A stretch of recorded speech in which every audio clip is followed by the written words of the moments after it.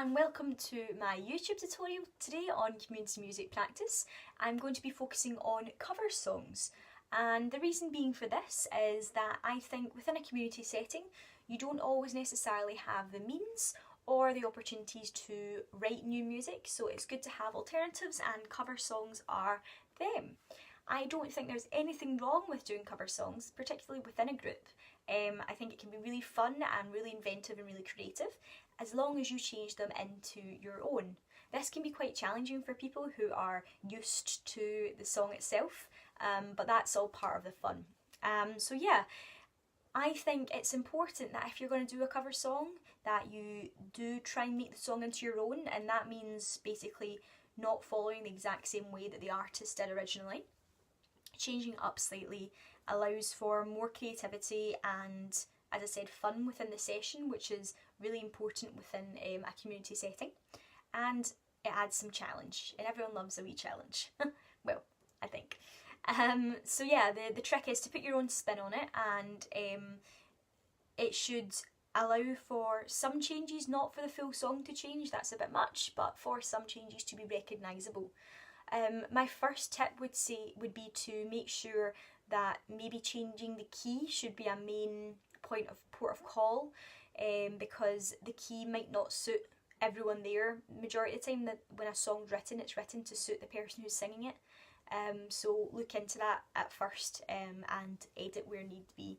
Obviously you won't necessarily find a key to suit everyone, but if you find one that's a majority, then go with that. It'll be trial and error to see what suits best for everyone's voices. Yeah, so I've come up with roughly 3 kind of ideas and suggestions that you could do to change up your cover. So starting with changing the tempo, and I mean changing the tempo drastically. I think it's really important. So if the speed of the song works well, which you're covering, and it's really fast, why don't you drop that completely to a snail's pace, and it will change the song entirely. A good example of this is Billie Jean by Michael Jackson. There's quite a few covers. I'll see if I can pop one up here actually while my tutorial's going on. That's a really, really good example of something that was upbeat, exciting, getting changed and mellowed right down. I think it gives off completely different vibes, and I think that's a good idea of doing this, is to create a different atmosphere. Yeah, so slowing something down or speeding it up can, as I said, change the vibe entirely, and that can be really fun and interesting and create like a wide path for creativity. The trick with the whole tempo thing is to make sure that it's a drastic change. And the reason being for that is sometimes I've found in the past when I've done covers with certain people that slowing it down slightly, but not massively, isn't massively obvious to, well, the singers and the listeners, and it can create a kind of like a sluggish sound, as if you're kind of trailing behind rather than intentionally doing it. So yeah, take a big gulp when you do that. Revamp it, bring it back to life, change it completely, but not completely, if you know what I mean. When you change the tempo, it will completely change the way the song is delivered as well, and means of that, presentation wise, delivery wise, so that's vocals, instrumental, recording, everything will change, and that's a good thing. That creates a whole new story, a whole new picture, and you don't even have to change the lyrics. So yeah, my second idea would be to change the rhythm. This can be slightly more complex, but it does make a difference. So let's say you're doing a pop song. So the example which I keep coming back to in these tutorials is Taylor Swift's song We Are Never Getting Back Together. So when you hear that, you can see that it's in a steady 4/4 beat. So we are never ever ever getting back together,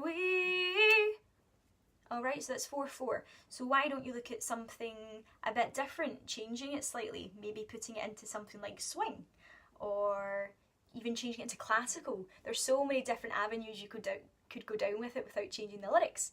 A funny example of that actually was when I was in second year of uni. We done a module on songwriting, and we got put into groups, and we had to pick a song and change the genre entirely.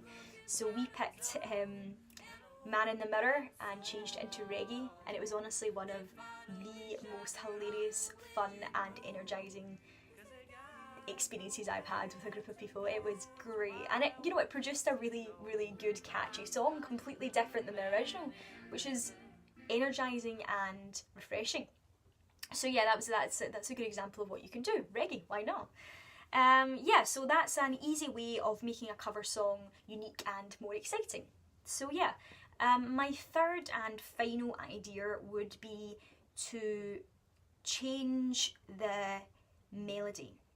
Now that is quite a large section of the song, and I don't mean completely in this, I don't mean drastically, I mean ever so slightly. You don't need to change it drastically within a melody. It just has to be something that makes a difference. So for an example of a song that I could sing just now would be oh, I wish I was a punk rocker with flowers in my hair.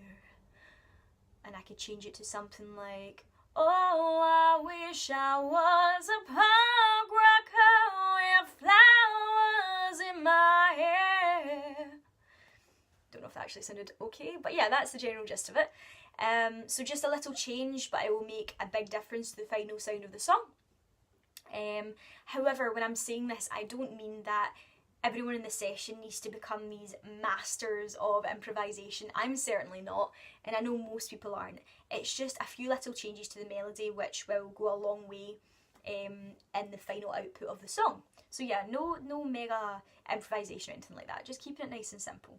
And if you want to get a little bit more technical, if you've got some people in the group that want to expand slightly and they're maybe good at riffs or runs, you could add them in. That would completely change the vibe of the song if it doesn't have it in beforehand. That could be a beautiful piece of work by the end of it. Yeah, so if you're going to do that, I would suggest carrying on that route. However, I would say that if you're going to change the melody, I'd be careful that you don't change it and get used to it too much, because then you could continue in the same way that you've done it for such an extent that it becomes boring, and you certainly don't want something which you're working on to become boring. So yeah, have some fun with it, keep it exciting, and try and keep it as upbeat and as different as possible. On a plus point, all of this is also good for your musical ear. So even if the individuals that you're working with aren't usually within music, it's a way for them to build what they're doing, because they're having to use different techniques and different skills in which you've maybe not used before. So yeah, that is 3 effective, hopefully, ways to shake things up a bit within cover songs. And I think they could all be expanded in their own ways and developed in certain ways that would suit certain groups better than others, but that's a good starting point for anyone that wants to do it. So yeah, my points would be: have some fun with it, make it stand out, and make it your own. And that would be an interesting way to take a session, and I would love to hear all these different cover songs that could be out there. So yeah, thank you for watching my tutorial. I hope it has been of benefit to you, and if you get any questions, pop them in the box below, and I'll see you for my next tutorial.